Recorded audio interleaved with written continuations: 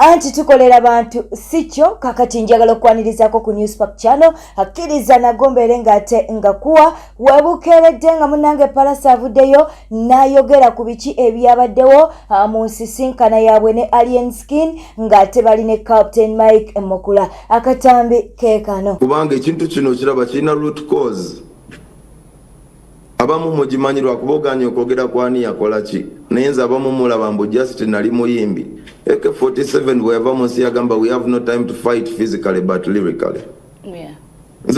Nze nali lyrically ate nga n'abalala nabo bali lyrically just lwakuba nti waliwo embeera nga lyrics zange oba zifumita nnyo nga zanjawulomu kati bwe byatuuka lyrics ndowooza ne zifrustrating abantu newabaawo embeera gye mwalabaawo ku show gye sijja gendamu naye kati mu mbeera eyo so nawuliriza ate nange nasanga nga waliwo mistakes ze nakola ne mbuuza nti mistake zaava ku ki ne tutunula mistake kwe zaava ate naye n'atunula ng'oluuyi luli nalwo luliko mistakes nyingi ze lwakola ezibadde ignored ate n'atunula nga n'abakuumaddembe bagezaako ekisoboka naye teriwa muntu atuukiridde nabo balina mistakes so ne tusalawo nti ekintu ekyekisinga peace ate bagenza okunsanga nga nange ndi musajja ayagala emirembe kasita tozizijjako mirembe gino ffenna njagala nnyo gitunyumire so ne boogera nange ne mbabulira ebyange simanyi we baatuuse wali naye ne tusiiminga nga there is a good way to start towards peace kivala ne bazza Captain Mike Mukula and I love peace naye ate peace sijagala sikuba nti ndi munafu omanyi kitwala omusajja okwagala peace Palasa era avuddeyo munange n'ayanukula mukulu we Dr. Jose Chameleon eyavuddeyo n'alyoka agamba nti bano bandibadde bakolayo battle eya music bino nno byavuddeyo n'abeera ng'ate ayogera Palasa and Alien Skin, you are both my brothers. You should join forces and as a matter of fact do a concert together. Do you see that happening? Do you see that happening? Well, we are at the earliest stages of reconciliation. Naye njagala Chameleon muganda wange ate mukulu wange ate entala zibaddemu. Kyonna kyaba agamba nange kye ŋŋamba. Bw'abanga ekyo yakyogedde gwe manya nanga kye ŋŋamba. Kyagamba Chameleon ne bw'aba mutuufu oba mukyamu. Kubanga ekibira kino akiruddemu janga agimanyi bulungi agitambuddemu emikwano agirina ate nze siri mukwano gwe ndi muganda we teri ayinza kunjagala kusinga muganda wange so kyagamba kyaba agambye kye ŋŋamba kusobola wakirabika abantu bonna nga akyogera kyekyo kyennyini nange kye ŋŋamba nze ne Chameleon omumwa gwaffe gwali badde nagwe gumu kyayogera kye ŋŋamba oyo muganda wange mukulu wange wajja ekigere wenkizza. When you mentioned that you are still at the early stages of reconciliation, is there a chance the two of you have spoken or not yet? That what? Have you talked to each other at any point? No.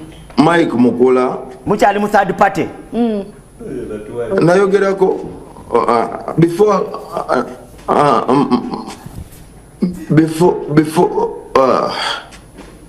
before actually this whole thing went down. Na omanyi Fiki Gaza mukwano gwange nnyo. Fiki Gaza yankyalira n'ateeka abo abantu ku ssimu. Bw'abateekako and we had a conversation. This is the first time I talked to that guy. Ne mugamba gwe olina okundeetera ssekoko ku Christmas.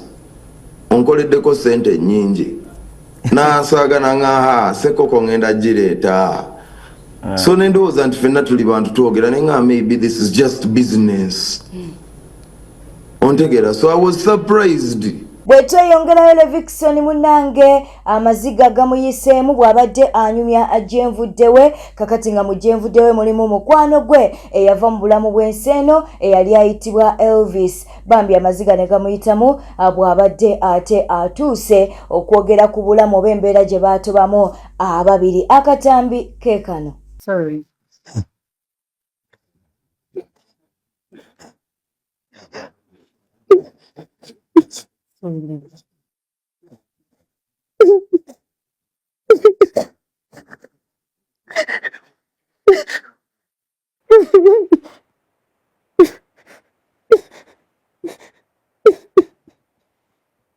Sorry, lady. Mwake visimukomyewo. Kigenda nakulaga abantu amaanyi nti okula. Kati nga yeyo ebingamba Katonda. Ngagwe komyawo maka. Sorry.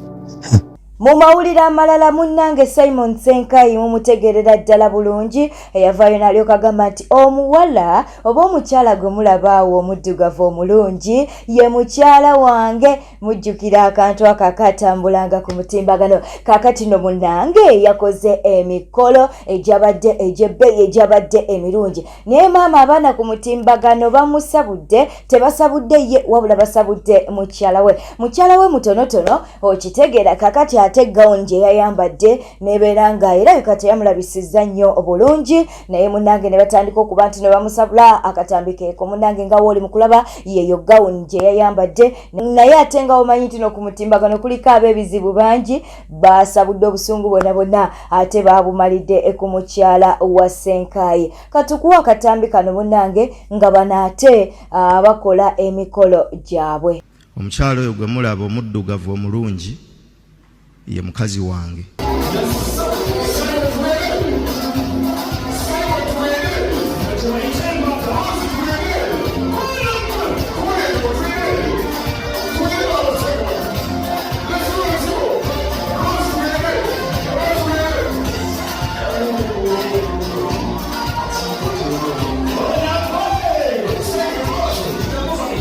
So compare video eno like subscribinga atereko bakabwawo mu comment section tujja kwera nga tukubuzaako mu video zaffe ezinaaba azizeko bwe tweyongerayo mu mawulire amalala munnange Calvin Kayanja avuddeyo n'abeera nga ate asabula Palaso nti Palaso munnange okutwala abazadde ensonga z'okuba nti no Palaso mu lusisinkana ne Captain Mike mukulakosa ne Alien Skin ye yatutte abazadde buli omu munnange akitaputa bubwe katukuwe akatambi kano gwe gu Palaso abanene boolina wali otegeeza bakadde bo n'otuuka okufukaamizisa nnyoko ku myaka 86 n'akuba amavi akunoonyeza mirembe n'otankuulira kitaawe entalo n'omufukaamizisa ku myaka 9 kitaawe akyakwetondolera abantu bakusonyiwe watugambanga byabanene entalo bwe muba temusobola zisobola bantu mmwe tuwummuza abakadde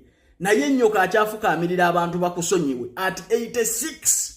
Imagine nyoka ali wummula dya kwenyumirizeemu nyoka ali wummula dya kwenyumirizeemu abeera ati peace nti omwana wange ensi agisobola kati ke twategedde nti abanene boolina weesiga nnyoko na kitaawo tugenda kukusabula paka kuwulira bubi kansooka empiseewo obulango bwa bakama bange gwayagala okugenda ebweru akasente kooteekamu nga visa ekuli mu ngalo tunoonyeeko ku noti 7 noti 626 oba noti 7 twetaaga abawala n'abalenzi okuva ku myaka 21 paka emyaka 38 mugenda kuba mukola mu fast foods company nga bwolaba KFC Cafe Javas mu ggwanga lya Saudi Arabia n'eggwanga lya Kuwait n'eggwanga lya Qatar company emu ye yakwata contract ezo mujje mukole interviews bakusuza bakuliisa bakujjanjaba omusaala eri $1,000,000 jangu ng'osobola okwogeramu oluzungu passport oba togirina tujja gikolerako ababadde beebuuza about the meeting of Alien Skin and Palaso era nakyo ekyatuukiddwako from credible sources njagala kubakakasa nti tewannabaawo peace agreement etuukibwako wakati w'abakulu bano bombi kigambibwa nti Alien Skin yayitiddwa mu maka g'omukulu nga tamanyi nti agenda kusisinkana Palaso era kyamujje nnyo enviiri ku mutwe kwe kutuuka mu maka gano ne bamutegeeza nti ensonga ezikuyisiza kwe kuba nti omukulu aleese okwetonda kwe wano ayagala ensonga muzimalire wano maaso gange Alien Skin yalumye n'ogwengulu n'agamba no omukulu ono yakosa obulamu bwange ankubirako ennyimba, anoonyako amasannyalaze, mulaba okuva byonna bwe byatuukawo bwe yeeyisa. Simunyegangako okuva lwe yankuba oluyi, simanyi kyanoonyako, azza nsosookereza n'ebirala. Era Alien Skin n'asaba nti nze nsaba entalo zino ziddeyo gye zaatandikira. Ebintu bino tubimalire ku sitwiti. Bw'aba tasobola kumaliriza lutalo, lwaki alutandika? So, Palaso bagamba yafukamidde, ne yeetonda, ne yeenenya. Alien Skin bwe yalabye akalubye, n'akubira ne bakadde be. Palaso mbo n'akubira bakadde be, nabo ne bajja ne beegayirira Alien Skin, ne bamufukaamirira, ne bamwetondera, era Alien Skin n'agaana. Yagamba bateddeyo ku street gye yatandikira. That's the news I have. Now, ekya Palaso kyokka okuddukira ewa Captain Mike Mukula kirekawo abanuupu. Kozo olutalo no mwali mwalu speya headinga era nga mulaga musajja wammwe akoze ekyamaanyi. Asasudde ebyokukyalira ekitebe kyammwe. Nga mulaga nti Palaso ye wammwe nnyo era mwamuwagira mu abadde bamusudia. Kati kambuuze, Captain Mike Mukule we naalemu yamala entalo za Nuupu yaba harmonizingira. So, bantu banga abanuupu mulekerawo okubuukira abantu. Nabagamba abantu ba Nuupu. Abantu ba Nuupu muli serious kujagulanya atali serious. Kyovola nti mubuukira buli gwe mulaba asobola okukola ekyo kye mwetaaga. Kati Palaso tabayiyeeyo n'entalo nti beenaalemu be baagala okuzimala. Secondly, omuntu yenna alumbagana omuntu ng'olowooza oyina abanene bajja kutuuka akaseera balemererwa okuyamba. So bayinaawo abanene bakyagaanya okuyamba Palaso. Ayinvolvinze n'abazadde nabo bibalemye. So gwakola ku muntu effujjo ng'olowooza nti oyina abanene bajja kugezaako okufukaamirira omuntu anaagambe nti no, olutalo tugende tumale nga bwe walutandika. Bwe tweyongerayo munange ng'ekivulu kya Spice Diana kituuse, Senga Asidi avuddeyo n'amulabula mbu simanya mujjawe agenda kugula tebo. Bwe tweyongerayo omuyimbi ono ate akoze atya? Yasooka n'abeera ng'ate agende wa President wa Nuupu Robert Kyagulanyi Ssentamu n'abaako byamutwalira. Kati ate munange era akatambi kaafulumye ng'agenzeeko ewa Balamu, era Balamu n'abaako byayogera nayo kagamba nti alina obubaka bwagenda omutuusiza ewa President Yoweri Kaguta Museveni. Wadde nga munange tuli mu transfer windows, ab'emipiira mubitegeerera ddala bulungi. Oba kati kino kye bayita transfer windows si kyo? Ab'emipiira mwabasinga okubitegeera. Mukyala wa Clever Jje akyagenda mu maaso n'okuba nti n'alaaja n'ajjukira Clever Jje munnange ayagala kumugoba waka. Clever Jje ayagala mwana ate nga munnange Clever Jje alabika yakoowa omukyala ono. Kakati omukyala ono munnange akyagenda mu maaso n'okuddukira mu mawulire abeere nti nate ayambibwa. Juzi namugamba tuddemu twekwane kankukwane buto. It only happened for what that day. The next day again yaddayo munnomo. Bwe simwagala amanzi z'omusango wadde ng'okwagala tukukakibwa naye ensonga zange ne mukyala wange ziri eri Mukama. Nze kyemmanyi mu kulaba okwange omwami wange okutuuka mu point eno nti yekyanga avaako on and off enjaga aginywa nnyo. Oba bwe yali nga tanywa enjaga yali musajja mulamu nnyo nga n'abaana abalabirira bulungi. Okuva we yatandikira kunywa enjaga, that is 2014 paka kati. Wekimulinnya ng'anoba agenda eri mu studio. Walaba ate wa zagalako mawo ng'ayomba. Lwaki nze ensula eno like kwegamba atukozesa nga wayagala nga yeetwalayo. Tusobola n'okuneegayira ne bw'ogendayo nga mwegayirira akuboogolera. Lwaki tokyasula naye mu buliri? Teeka.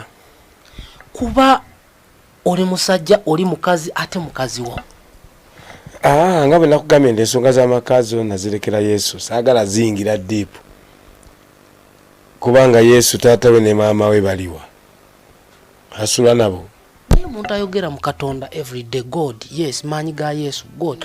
N'ayogera Katonda every time. Akyekweka mu bwekwesa akyambala bwembazi. Nze muli ngamba yeekwekamu.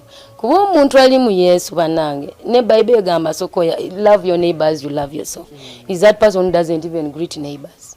Ate nga tayagala nange to talk to the neighbors. Mubaagala na sitera kusaayo byange. Omuyimbi yagamba nti ewali abaagala na tosaayo kikyo.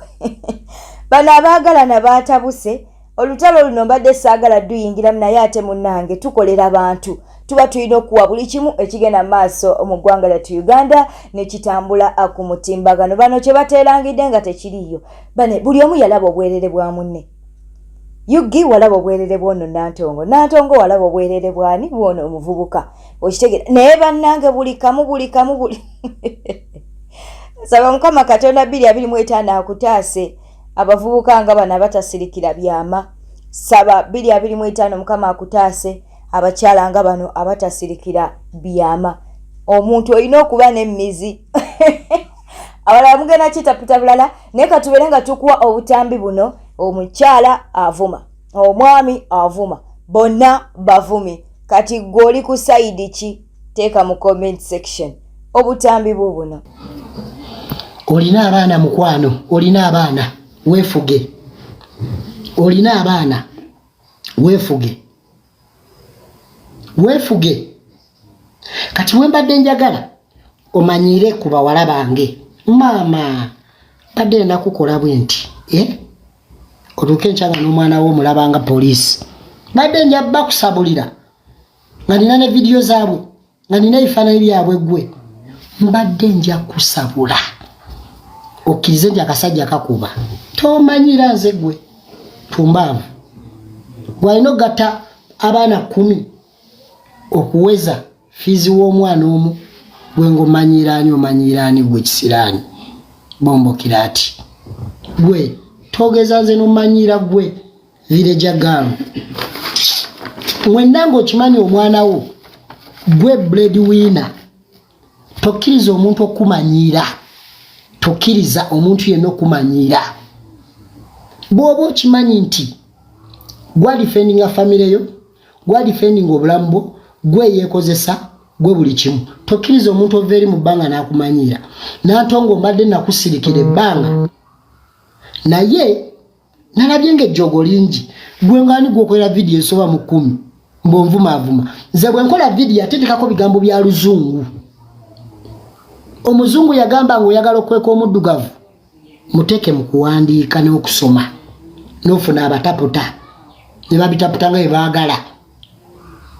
Mboyina video 3 nze nga nkola ki bungonvuma mukwano eno gi recording engikuwadde nzayogera.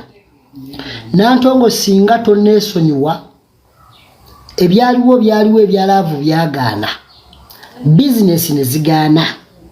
Okitegedde togeza nze nonsiriwalirako nomanyira. Ekirala nze siswala nina benswalira. Nze siswala gwe kisiraani ne t-shirt mwobadde nze yagikuwa. Weyazika neyazike watwala butwazi. N'omukyala ali ku t-shirt tavumanga adde omuntu. Naye balaba ne t-shirt mwennyini mwoli. Nakwazika njazike. Wabbanzibe. Kagomanyira ku mako. Kisiraani nagawa. Asirika request wa mawumula. Gwe kisiraani t-shirt mwobadde. Tenange muyuze. Obalo waza nyumba. Enyumba gye waliwo bakamu yali ya Eddie. Enyumba yali ya Eddie. Ate bana abasajja olaba ye gayirizanga mu liyenga gayiranga bwe gayize saba yajjanga ngo omutwe gunnuma nakaba omutwe kumba ayagala kusula nedda bantu byabadde byakweyuza sinnaba nakukoonako yadde kukoota bweti data bwe tunamulenda tajja kwebaka yajja omulundi gwe yasooka okujja wange yajja bwati yajja wano waliwo mbumpeleka nkuwerekereko naye fuula awerekera anti Yugi gwe ngamba naye fuula awerekera we yatuuka omutwe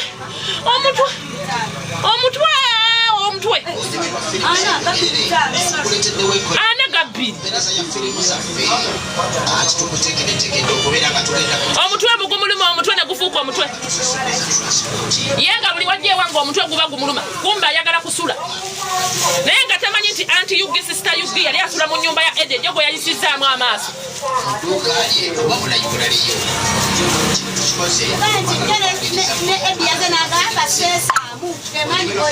ate amaanyi genyina Edi yaŋŋambye sabula nange wansabula kati n'oyo muyuze omanyi nno lwaki nabadde sigenda kuyuza muyuze nange wanvuma ne baseka kati naye muyuze ate kati nyinako amafuta ga Edi waali era obaako kyokola nga mpita Edi nga mukubira mugamba bebi bali eno ate Edi yaŋŋambye wanakwata kajja kukuba lwaki wabaka mu nnyumba ye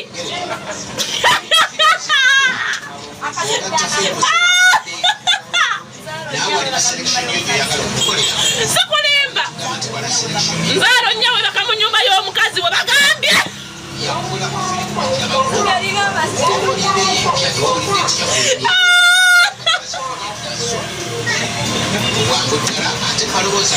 ifa mama nyobo Edi yagambye wakwate kagenda kukuba lwaki wajja mu nnyumba ye era yantumye nkugambe Edi yeyangobye ne snacks mu dduuka n'angamba jjamu ebyo snacks mu dduuka sibyagalamu n'obinsibako nanga mune omusajja yaŋŋaanye okitegeera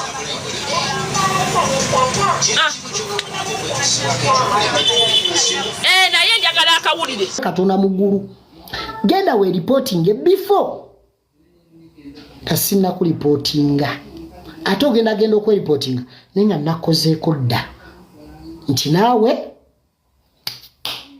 lekera ovuma abantu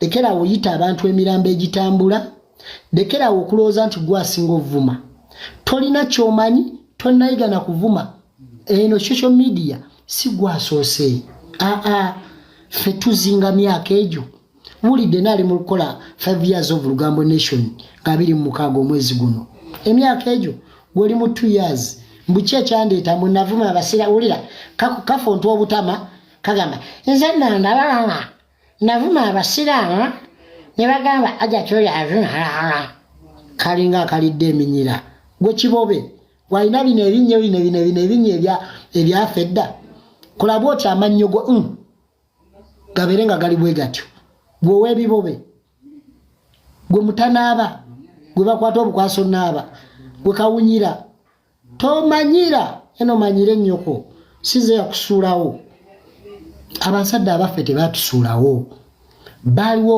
okutuprotectinga ne tukula batwenyumirizaamu naye gwoba n'omuzadde omu yakwenyumirizaamu ng'ojja mu bantu weewanika oli munaku walaayi oli munaku tebagamba nti bw'ondaba mu kaduuka ka bayirata extra snacks nolowooza mpeddeyo nedda mukwano siri bwe ntyo ono nnyoko kati nkulagako yiyo location kweri PO box kweri na buli kimu siringa gwe naawe tomanyira kisiraani ate yeemu siringa gwe fe abamu tukola woofiisi abantu we batusanga kuba ekituufu tebasobola kutukwata we tuba tutambula wano mwana buli awo loko kale ovuma oti omuntu loko nga nze nakulira ku duwet we kankubuuze ovuma oti omuntu loko nga nze namulira ku duwet just duwet nenkulya anti yugi anti yugi lekera ovuma abantu loko kuba naawe oli loko omuntu ali loko nga gwe duwet nenkulya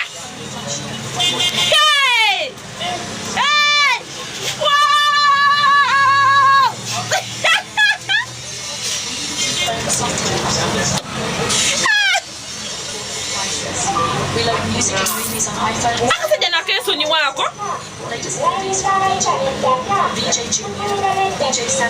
duweti bwekyetambudde olunaku olwaleero wewale kwekumira ku Newspack channel wekumire kweno yokka amawulire getufunawo ffe getukuwa okitegeera no mukwano njagala okusooka okuba nti nombuuzaako ku CEO wa Randi bano ne bakola ebyomufumbiro buli kyamufumbiro kye weetaaga okisanga mu bannaffe ate abalwandi njagala okubuuzaako ku mikwano gyaffe bano abalala Wamanga ntandise ne Nyakarungi Doreen Dohamada Olivia Nankuke Esther njagala okubuuzaako ku Kat Alex waliwo omukwano gwaffe ayitibwa Darat Kagude Charis waliwo omukwano gwaffe ate ayitibwa Eldad Waswa, twagala ate okubeera nga tubuuzaako ku mulungi Aisha, twagala okubuuzaako ku mukwano gwaffe ayitibwa Julia, ate era twagala okubuuzaako ku mukwano gwaffe ayitibwa Adija 1991, waliwo mukwano gwaffe ayitibwa Sekatawa Jonathan, ate era ne tubeera ne mukwano gwaffe ayitibwa Alice Mafabi, Anifa Seguja, abo ne betusobodde okubeera nti nate tukoonako olunaku olwaleero nga tetwerabidde Mariam Nakato ne Mariam Nabulime. Beera bulungi.